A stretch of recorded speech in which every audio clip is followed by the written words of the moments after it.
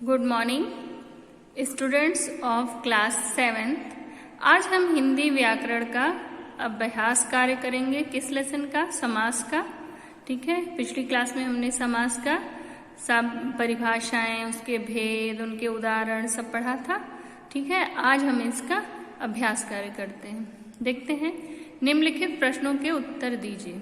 ठीक है, पहला प्रश्न है समास किसे कहते हैं।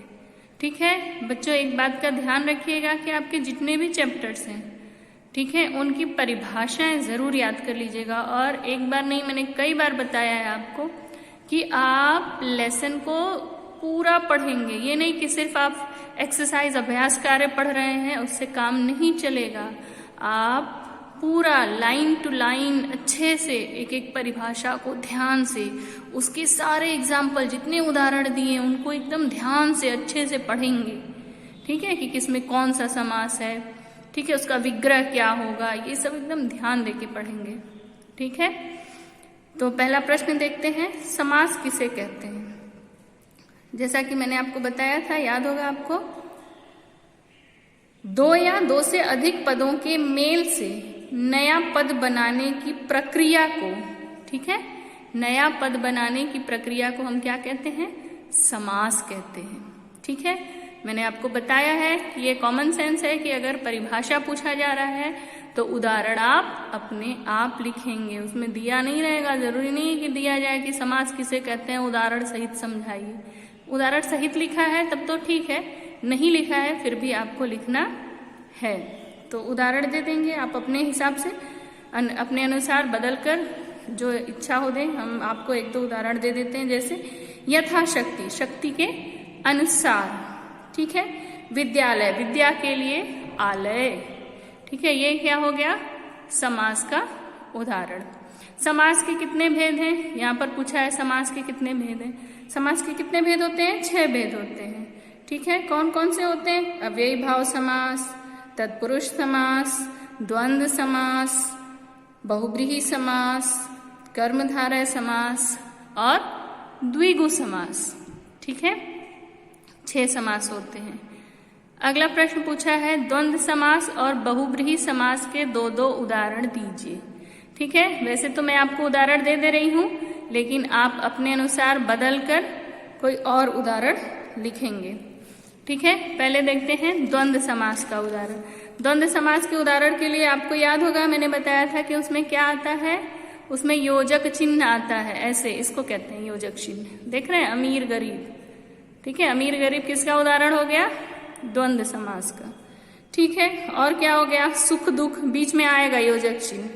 ठीक है, हानि लाभ, हानि और लाभ, सुख और दुख। ठीक है, अमीर और गरीब। ठीक है, तो ये उदाहरण हो गया किसका? द्वंद्व समास का।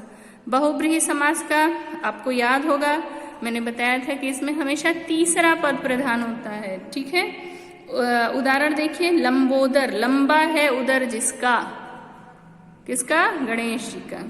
ठीक है, चक्रधर, चक्र को धारण करते हैं जो, कौन धारण करता है? श्री कृष्ण। तो ये दोनों उदाहरण किसके हो गए? बहुब्रीहि समास के। ठीक है, आप अपने अनुसार दूसरा उदाहरण भी लिख सकते हैं। नहीं आएगा तो फिर आप लिख लीजिएगा। कर्मधारय समास और बहुब्रीहि समास में क्या अंतर है?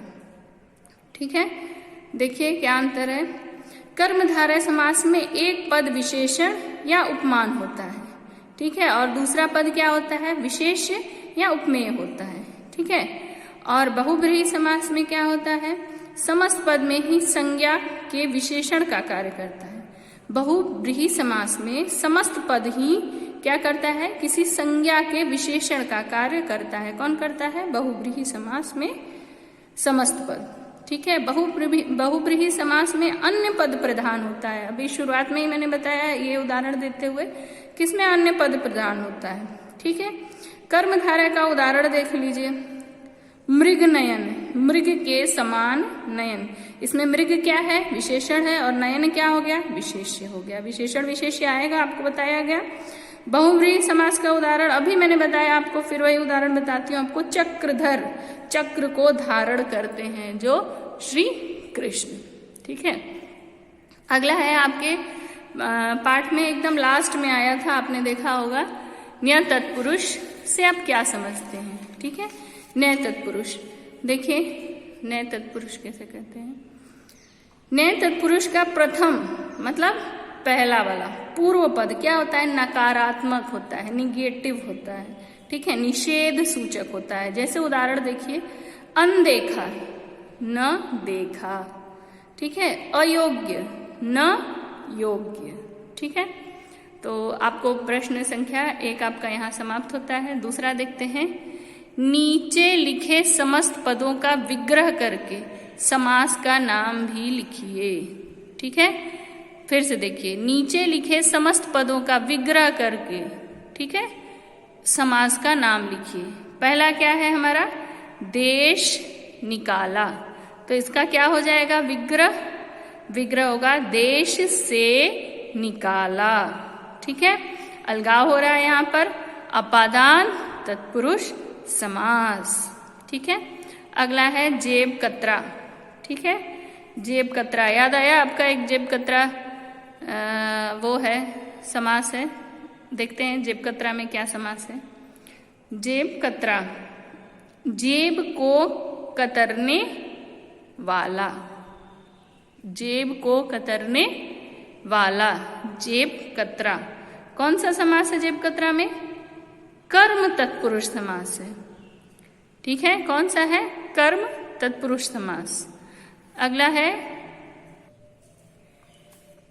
अमीर गरीब। जैसा कि आपको बताया, इसमें योजक चिन्ह आया है। ये कौन सा है? द्वंद्व समास। ठीक है, तो क्या हो जाएगा? अमीर और गरीब। इसका विग्रह क्या हो जाएगा? अमीर और गरीब। अगला है परमानंद।